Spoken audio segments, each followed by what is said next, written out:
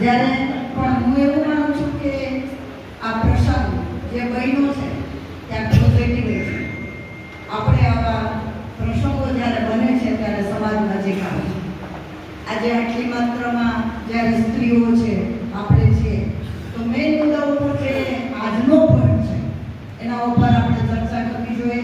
હું હંમેશા આ તમને આજે કહું છું કે જે કંઈ વાત આ ખબર અમને સોશિયલ હાલો આવ્યા લઈ લો બાપાને માજી લો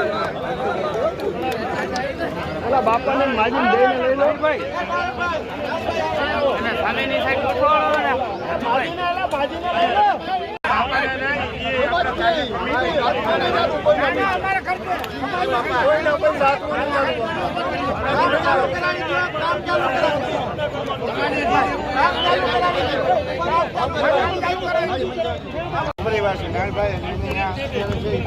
બેલા મૂકી અને કામ ચાલુ કર્યું છે. આ સંપૂર્ણ કાનૂની લડાઈ છે. કાનૂની લડાઈની અંદર કાલે સ્વેચ્છાએ અહીંયા રોડમાં નથી લડે તેવી રીતે વ્યવસ્થિત એની રહેવાની આશ્રયની જગ્યા છે એ બનાવી લેશે. એમાં સમાજે ભેગો છે, બધી વ્યવસ્થા બધા લોકો ભેગા છે. હાલ તમે વ્યવસ્થિત આપણે બધાએ પણ અહીંયા છે એ માનસિક રીતે ભેગા ટેકો દેવાનું છે. સમય ભૂતકાળમાં એવો હતો કે આપણે બધા એકબીજાને હારો થઈ જતા.